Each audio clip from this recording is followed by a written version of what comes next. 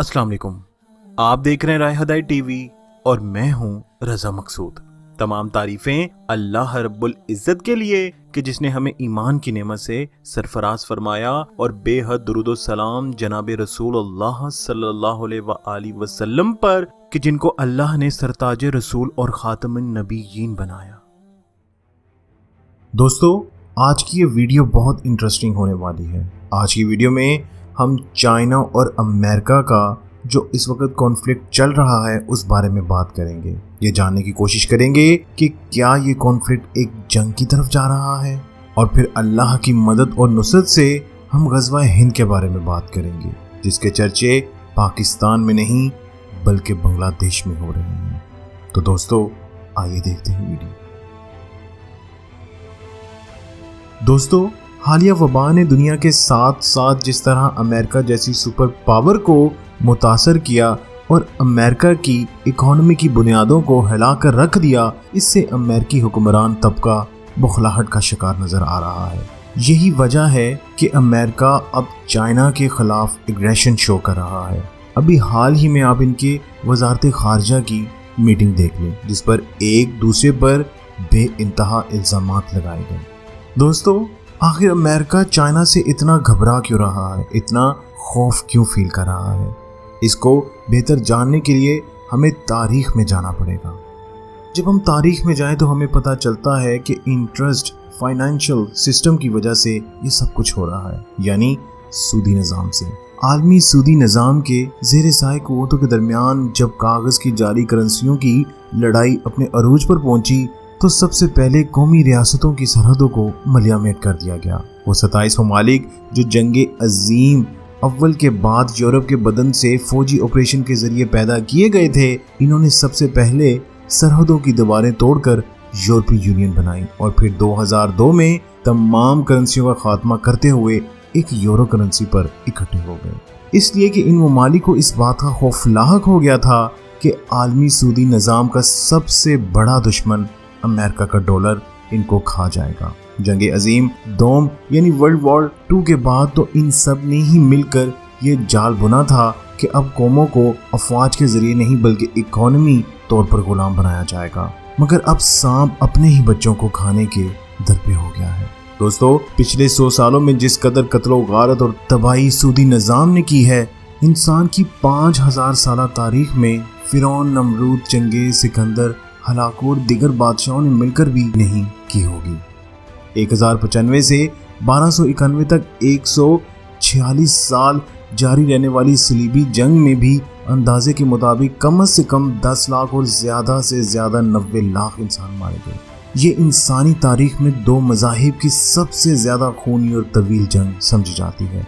लेकिन इस सूदी निज़ाम ने सिर्फ 6 साल यानी 1 सितंबर 1939 से 3 दिसंबर 1945 तक कम से कम 7 करोड़ इंसान बराह रास्त जंग में हलाक किए और जंग के नतीजे में पैदा होने वाले कहत और बीमारियों में 6 करोड़ लोग मारे गए। सबसे मजलूम मौत तो इन 50 लाख इंसानों की थी जो जंगी कैदी बनाए गए और फिर भूख, बीमारी और बदसलूकी से कैद में मार दिए गए। लेकिन आज तक किसी ने इस सूदी निज़ाम को बुरा भला नहीं कहा। खैर दोस्तों, पहली वर्ल्ड वॉर की कोख से 2 निज़ामों ने जन्म लिया, एक सरमाया दराना ये सूदी निज़ाम और दूसरा कम्युनिज्म। लेकिन दूसरी जंग अजीम में ये दोनों मुखालिफ भी अपने मफाद में एक दूसरे के इत्तेहादी बन गए। दोस्तों, वर्ल्ड वॉर 2 खत्म हुई तो दोनों सर जंग के नाम पर फिर कत्लो गारत करने लगे। सर जंग के इन 45 सालों में करोड़ों इंसानों के कत्ल के बाद 1992 में कम्युनिज्म दुनिया से रुखसत हो गया और अब गुज़िश्ता 30 सालों से दुनिया पर सिर्फ इस सूदी निज़ाम की हुकूमत चल रही है। अब इस निज़ाम को भी दुनिया में चैलेंज मिलना शुरू हो गया है। ये चैलेंज इतना बड़ा नहीं, लेकिन इसे बढ़ा चढ़ाकर पेश करना एक प्लान का हिस्सा है। आज से 2 साल पहले 2019 में पेंटागन ने एक प्लान का आगाज करते हुए कहा कि दुनिया को एक बार फिर उभरते हुए रूस और चाइना से खतरा है। तो दोस्तों, कहा जाता है कि इस प्लान पर डोनाल्ड ट्रंप ने अमल नहीं किया, जिसके बाद इसको हटाकर जो बाइडेन को लाया गया, जिसके आते ही प्लान पर तेजी से अमल दरामद शुरू हो गया। अमेरिकी वजीर दिफा लॉयड ऑस्टिन ने अपने एशिया के दौरे के इख्तिताम पर कहा है کہ چائنا نے اپنے آپ کو عسکری طور پر جدید کر لیا اور اب ہمیں دنیا میں قیام امن کے لیے اپنی افواج کو مزید طاقتور بنانا ہے تاکہ دنیا میں ہر ابھرتی غیر جمہوری قوت کا مقابلہ کر سکے۔ ایک بار پھر اپنی بالادستی قائم کرنے کے لیے دنیا کو جنگ میں جھونکنے کے لیے چائنا کا ہوا کھڑا کیا جا رہا ہے۔ وہ چائنا جس کے پاس امریکہ سے 20 گنا کم ایٹمی ہتھیار ہیں، جس کے پاس صرف 600 سافٹ جیٹ ہیں جبکہ امریکہ کے پاس 2000 ہیں۔ امریکہ کے پاس دنیا میں 300 فوجی اڈے ہیں جبکہ چائنا کے پاس صرف 3 ہیں۔ بحری جنگی جہازوں میں امریکہ دگنی قوت رکھتا ہے، جن میں سے 11 ایٹمی قوت سے چلنے والے جہاز۔ چائنا اپنی فوج پر $200 ارب سالانہ خرچہ کرتا ہے جبکہ امریکہ $737 ارب لگاتا ہے۔ دوستو، امریکہ کے فوجی اخراجات 10 بڑے ممالک سے زیادہ ہیں، جن میں فرانس، جرمنی، انگلینڈ، جاپان، جنوبی کوریا اور سعودیہ عرب بھی شامل ہیں۔ امریکہ کی خفیہ ایجنسی کا بجٹ $85 ارب ہے جو روس کے دفاعی بجٹ سے کئی زیادہ ہے۔ اس ساری فوجی قوت کے باوجود امریکہ افغانستان میں ذلت آمیز شکست سے دوچار ہو چکا ہے۔ اس ذلت و رسوائی نے پوری دنیا کے سامنے اس عالمی سودی نظام کو ہلاک کر رکھ دیا ہے۔ اسے ایک نئے اعتماد کی ضرورت ہے۔ اور دوستو، یہ بات یاد رکھیں کہ جب ایسی طاقتیں اعتماد کھونے لگتی ہیں تو پھر بڑی جنگیں شروع کر دی جاتی ہیں۔ آپ کو یاد ہوگا کہ ورلڈ وار 1 میں جرمنی کو بہت بڑا بنا کر پیش کیا گیا اور اب چائنا کو ہوا بنا کر پیش کیا جا رہا ہے۔ ایک جنگ سر پر کھڑی ہے، مقصد واضح ہے کہ اس سودی نظام کو بچایا جائے۔ پہلی دونوں جنگوں کے نتیجے میں دنیا بدلی تھی، نئے نظام آئے تھے۔ اس جنگ کے بعد بھی دنیا بدلے گی، نئے نظام آئیں گے، پر ہمارا ایمان ہے کہ اس کے بعد اللہ کا اسلام کو غالب کرنے کا وعدہ پورا ہوگا۔ دوستو، جب ہم اللہ کے اسلام کو غالب کرنے کے بارے میں سوچتے ہیں تو ہمارے ذہن میں سب سے پہلے غزوہ ہند آتی ہے۔ جیسا کہ میں نے ویڈیو کے آغاز میں بات کی کہ اس وقت بنگلہ دیش میں غزوہ ہند کے نعرے لگ رہے ہیں۔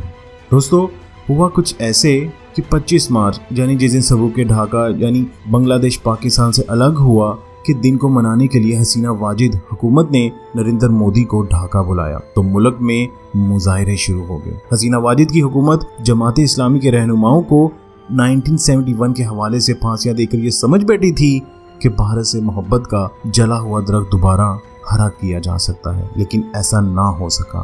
ابھی پچھلے ہی جمعے کی نماز کے بعد بیت المکرمہ سے جو جلوس برآمد ہوا، اس کی تعداد کی کثرت اور نعروں کے غصے نے دنیا کو حیران کر کے رکھ دیا۔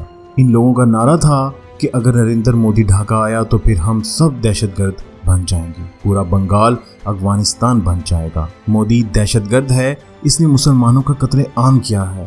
غصے میں بھرپا ہجوم بھارت کے پرچم کو پاؤں تلے رونتا رہا اور کہتا رہا کہ ہم رسول اللہ صلی اللہ علیہ وآلہ وسلم کے لشکر ہیں۔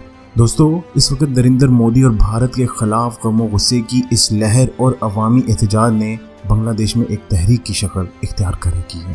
اس وقت بنگلہ دیش میں 2 نعرے بہت مقبول ہوئے ہیں، ایک ہمیں جمہوریت نہیں بلکہ خلافت چاہیے اور دوسرا غزوہ ہند۔ دوستو، دنیا بھر کی تاریخ گواہ ہے کہ جب قوم بیدار ہو جائے تو اللہ اسے لیڈر ضرور عطا کرتا ہے۔ دوستو، اس وقت پورے بنگلہ دیش میں لاکھوں افراد کے جلوسوں اور جلسوں میں عوام کو خلافت کے قیام اور غزوہ ہند کے نعروں سے پرجوش اور ولولہ انگیز تقریروں سے گرمانے والی ایک شخصیت علامہ ممنون الحق ہے جو پورے بنگلہ دیش میں مقبول ہو چکی ہے۔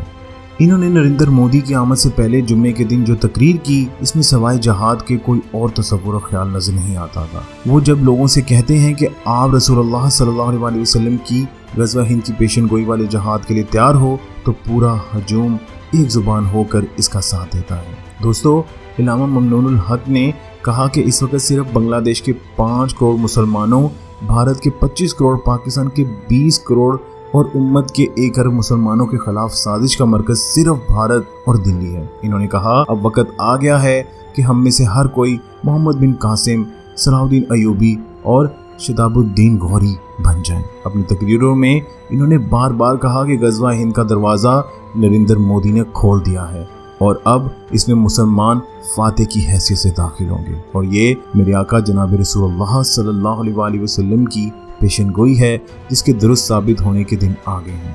دوستو، دنیا کے ہر خطے سے مسلمان اس جہاد میں شرکت کریں گے اور مشرق سے بنگلہ دیش دنیا کے مسلمانوں کے شانہ بشانہ بھارت پر حملہ آور ہوگا۔ दोस्तों, इनकी तकरीर सुनने के बाद एकदम इंदिरा गांधी याद आ गई, जिसने 1971 में कहा था कि हमने दो कौमी नजरिया बंगाल में गर्क कर दिया, लेकिन अल्लाह के शेरों ने इसी बंगाल से दो कौमी नजरिया गजवा हिंद के नारे समेत बाहर निकालकर जिंदा कर दिया। अब ये वक्त ही बताएगा कि क्या होने जा रहा है।